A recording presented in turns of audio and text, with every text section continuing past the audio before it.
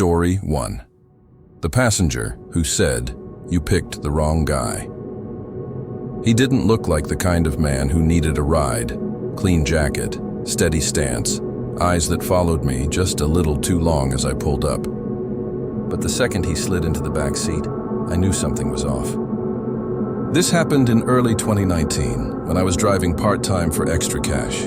It was late on a Saturday night, and I'd been circling the strip near a bowling alley, waiting for my next ping. Around 11:30, the request came through.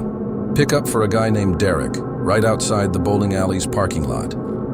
He was standing under one of those flickering sodium lights, hands stuffed in his pockets. No phone in sight, which was strange for someone requesting a ride, but he opened the back door smoothly, like he'd been expecting me. "You Derek?" I asked.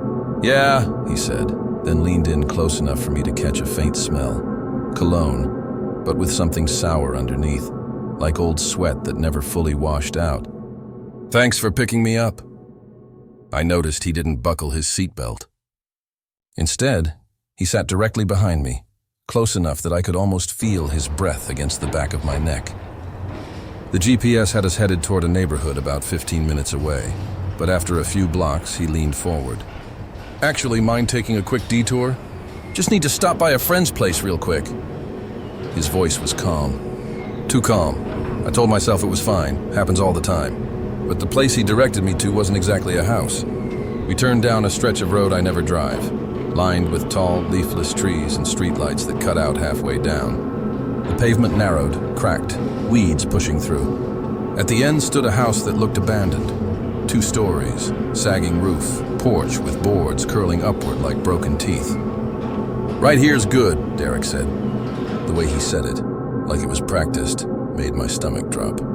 He didn't get out right away. He just sat there, staring through the windshield at the dark house, hands folded neatly in his lap. After a full minute of silence, he finally spoke. "You ever wonder," he said softly, "how many people disappear on nights just like this?" I gripped the steering wheel tighter. Not really. I tried to laugh it off, but my throat was dry. He smiled at his reflection in the window. "Most people don't. That's why it works." Another stretch of silence. My instinct screamed at me to hit the gas. But something about him, the way he sat so still, the way his words came out measured, made me feel like sudden movement might set something off. Finally, I forced a shaky laugh. "So, you said you had to stop at a friend's place?" His smile widened. "That's the thing. Not everyone who thinks they're the driver gets to stay the driver." That broke me. "Listen, man, I think you've got the wrong—" He cut me off by leaning forward. His face close enough that I saw his eyes reflected in the rearview mirror. Unblinking, cold, but with the faintest trace of amusement. "You picked the wrong guy up tonight." The words came out in a whisper, but they landed heavier than a shout. My pulse hammered so hard I thought he could hear it. I don't remember making the decision. I just remember my foot slamming the gas, tires screeching as we tore down that broken road. For a second, he stayed leaned forward, watching me, not angry, not panicked, just smiling. Then slowly he sat back, folding his hands again like nothing had happened. I didn't dare look at him in the mirror after that. Every second felt like it stretched forever. My mind kept racing. Was he going to grab me? Did he have something in his jacket? When we finally reached the main road, he calmly spoke again. "Take me back to the bowling alley." No arguments, no threats. Just the same calm tone, like he was asking for a glass of water. I did as he said, every muscle locked tight. When we pulled up to the lot, he leaned forward one last time, and for the first time his voice wasn't calm. It was sharp, almost playful. "Thanks for the ride. You're lucky, real lucky." He stepped out, shut the door gently, and walked back toward the flickering light. No phone, no friends waiting, just him vanishing into the shadows. I reported the ride as soon as I got home, but the app showed no record of it. No Derek, no trip logged. It was like he'd never been there at all. And I still hear his words when I drive at night, when I see someone waiting alone under a streetlight. "You picked the wrong guy up tonight." Story 2. The passenger who returned to the car. He didn't slam the door when he got out. He just slipped into the night so quietly. I almost thought I'd imagined ever picking him up at all. This happened to me about 2 years ago, and to this day, I can't explain it in a way that doesn't sound insane. I was working late shifts and driving Uber on the weekends to make some extra cash. Most rides were boring, drunk college kids, airport runs, the usual. But one night in October, I got a ping a little after midnight. The pickup spot was just outside of a strip mall, half the stores closed down, the parking lot dark except for one flickering light. The passenger's name was listed as Chris. When I pulled up, a guy in his late 20s stepped out from the shadows. He looked normal enough, clean jacket, jeans, a backpack slung over one shoulder. But there was something about the way he scanned the lot before opening the door that put me on edge. He slid into the back seat and said, "Thanks for coming. It's kind of a long drive." His voice was low, like he was trying not to disturb anyone. I started the ride. At first it was uneventful. He gave me vague directions instead of putting an exact address. "Take this road up north, I'll tell you when to turn." That alone was odd, but I didn't want to push. Sometimes people don't like putting their real address into the app. But about 15 minutes in, things started getting strange. Out of the corner of my eye, I noticed his phone light turn on. Not the screen, just the flashlight. It wasn't pointed down like someone checking a bag. He was holding it straight up, shining it against the ceiling of my car. I caught his reflection in the rearview mirror. His face was blank, eyes locked on the faint white glow above him, like he was waiting for something to show up in the beam. After a few minutes, I tried to break the silence. You, need the light for something?" He didn't answer right away. Then, flatly, "It helps me see things other people can't." The hair on my arm stood up. I laughed awkwardly, like maybe he was joking, but he didn't smile. He just kept that flashlight pointed straight up, washing the roof of my car in a pale, unsettling glow. We drove deeper into a rural area, the road narrowing until there were no more streetlights, just endless stretches of woods. Finally, he told me to take a left down a gravel path that led to a single house set far back from the road. It was completely dark. No lights on inside, no cars in the driveway. Just this hulking, silent shape of a house sitting in the middle of nowhere. I slowed the car, expecting him to get out, but he leaned forward slightly and whispered, "No. Not here. Take me back." I blinked. "Back? You mean to where I picked you up?" He nodded once stiffly. I glanced at the house again, then back at him. Something about the way he was staring at that blacked-out house, his jaw tight, shoulders tense, told me not to argue. So I turned the car around. The drive back was even quieter. He had turned the flashlight off, and the only sound was the gravel popping under my tires and the faint hum of the engine. I remember gripping the wheel so tightly my knuckles hurt. About 10 minutes later, I looked in the mirror to say something, just to fill the silence, and that's when I realized the back seat was empty. I slammed the brakes, heart pounding, the car skidding slightly on the dirt road. I twisted around. No one was there. No door had opened, no sound, nothing, just gone. I sat there for a full minute shaking before forcing myself to keep driving. I told myself maybe he'd slipped out quietly when I wasn't looking, but I knew that was impossible. I would have heard it. Eventually, I spotted a gas station up ahead, one of those 24-hour places with buzzing fluorescent lights. I pulled in, figuring I'd calm down before heading home. I parked by the pumps, turned off the engine, and just sat there with my forehead against the steering wheel, trying to breathe. That's when I heard the back door click shut. My blood froze. I didn't look in the mirror. I couldn't. I just felt it. The faint shift of weight, the subtle creak of the suspension. Someone was in the back seat again, and then, in that same low, flat voice, right behind my ear, "Thanks for bringing me back." I don't remember driving home. I don't even remember pulling away from the gas station. The next clear memory I have is sitting in my apartment with every light on, my car abandoned in the lot outside. I never saw Chris again on the app.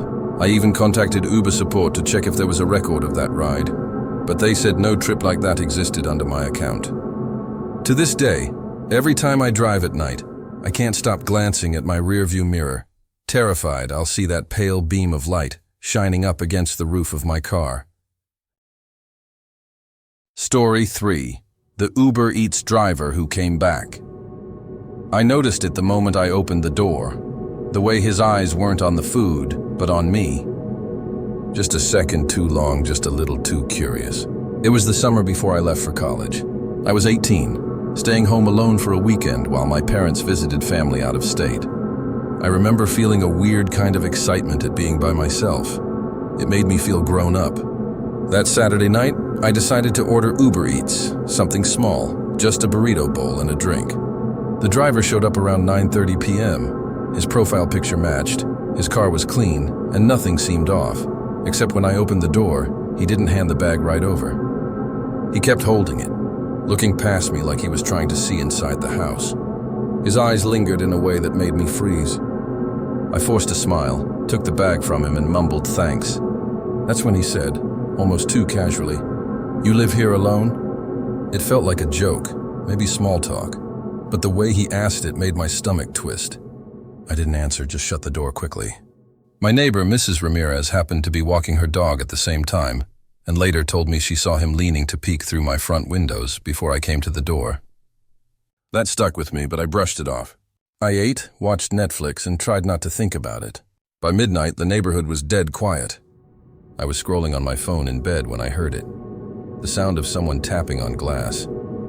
At first I thought I imagined it, but then it came again. A slow, deliberate tap, tap, tap on my bedroom window. My room faced the side yard, barely lit by the streetlight. The curtain shifted slightly with the faint movement of someone's shadow outside. I froze. Every nerve in my body screamed not to move, not to breathe. The tapping turned into a faint scratching, like a fingertip dragging down the glass. My throat went dry, but I forced myself to grab my phone. I texted Mrs. Ramirez instead of calling 911 right away because I wasn't even sure what was happening. "Someone's at my window." She didn't text back, but not even a minute later, her porch light flicked on. The tapping stopped instantly. My heart was pounding so hard I thought it would give me away. I waited, listening, but whoever it was didn't leave. That's when I noticed headlights parked across the street, a black Honda Civic engine off just sitting there, and my blood ran cold when I realized it was the same car the Uber Eats driver had been driving. I finally called the police, whispering into the phone, trying to stay as quiet as possible. The operator told me to stay on the line and keep the lights off. It felt like forever. But within 10 minutes, a patrol car pulled into the neighborhood, sweeping the street with its spotlight. The Civic's headlights flicked on immediately, like he was about to take off, but the cruiser blocked him in. 2 officers got out and approached, guns drawn. From my bedroom window, I could just make out the shape of the driver, still in his work shirt, being pulled from the car. He didn't resist. He didn't say a word. They kept him there for a while. Then one of the officers came to my door. He asked a few questions. Had I given him my real name? Had I mentioned being alone? Had I let him inside? I told him no to everything. The officer just nodded, like that was a relief, and said they'd handle it. He wouldn't tell me more than that. Mrs. Ramirez later said she saw him standing in my side yard before the police arrived, just staring up at my window. She swears he didn't move until the sirens got close. The scariest part, after they took him away, I checked the app. My order still showed as completed, with his name and profile staring back at me. His account was deactivated a day later, but I'll never forget that sinking feeling of seeing his face on my screen, like he still had access to me. It's been months now and I don't order delivery anymore. I don't even like answering the door. Some nights, when it's quiet, I swear I hear faint tapping on the glass again, and every time I check, there's nothing there. Nothing but the empty street, and the thought that maybe one day he'll come back, not as a driver, not as a stranger, but as someone who already knows exactly which window is mine. Story 4. The fake Uber in Washington, D.C. I noticed it the moment the doors locked. The sound was too deliberate, too final, like a cage snapping shut around us. It was late on a Saturday night in Washington. D.C., my girlfriend and I had just left a bar near DuPont Circle, still buzzing from the crowd and the music, when I ordered an Uber. A black SUV was supposed to pick us up in 3 minutes. Sure enough, within that time, a black SUV pulled up right to the curb. The windows were tinted, headlights too bright, but in our slightly tipsy state, it felt like perfect timing. The driver leaned over and unlocked the back doors without rolling down the window or saying a word. That should have been my first warning, but we just slipped inside. The air was heavy with the smell of cigarette smoke and something faintly chemical. like cleaner that hadn't quite masked another odor underneath. I looked up at the driver in the rearview mirror, but his face was just a pale blur in the darkness. He didn't greet us, didn't ask our names. He just put the car in gear and pulled away. At first, I didn't think much of it. Some drivers are quiet, and honestly, I was fine with that. But then I noticed the route. We weren't heading toward our apartment. The car turned away from the main road, deeper into smaller, less familiar streets. Shouldn't we be going straight? I asked, trying to sound casual. No response. The man kept his eyes on the road, hands locked on the steering wheel, jaw tight. I felt my girlfriend's hand grip mine. Her phone buzzed, and she glanced down. Her face drained of color. "Babe," she whispered, "our Uber just texted. He says he's waiting for us on the other side of the block." We're in the wrong car." I froze. My stomach dropped, and a hot wave of realization ran through me. "Hey," I said louder, leaning forward. "This isn't our Uber. You need to pull over." The driver finally spoke, his voice low and flat. "We'll get there." The way he said it, like a command, not reassurance, made the hair on the back of my neck stand up. I reached for the door handle, but the lock button was glowing red. Child locks. The sound we'd heard when the door shut hadn't been normal. It had been deliberate. My girlfriend started to panic, her breath coming quick and shallow. She whispered, "What do we do?" Over and over, I forced myself to think. I told her quietly, "Text the real Uber driver. Tell him to call the cops. Share our location." Her shaking hands fumbled with the screen, but she did it. Meanwhile, I slid my hand into my pocket and felt the small folding knife I always carry. My heart was slamming so hard I thought he'd hear it, but I gripped the knife tight, snapping the blade open with a click that echoed in the confined space. The driver stiffened. His eyes flicked up in the rear view, catching the glint of steel. "Pull! Over!" My voice cracked, but I pushed the blade forward enough for him to see it clearly. For a long, tense moment, he didn't move. The only sound was the hum of the tires and my girlfriend's ragged breathing. Then, without a word, he slowed the car. My pulse pounded as we rolled past dark buildings, empty sidewalks. Finally, with a sudden jerk, he swerved to the curb and stopped. "Out!" His voice was almost a growl. We didn't wait. The moment the locks clicked, we flung the doors open and bolted into the street. My girlfriend's heel snapped, but she didn't stop running until we reached the glow of a 24-hour diner on the corner. Inside, surrounded by the clatter of dishes and chatter of strangers, it felt almost unreal. My phone buzzed again. It was our actual Uber driver, frantic, asking if we were okay. We called the police, gave them the description, the make and model, everything. They promised to look for him, but we never heard back about whether they caught anyone. The part that stays with me isn't the escape. It's that moment when I looked back at the SUV as it pulled away. The driver didn't peel off in anger. He didn't speed away like someone caught.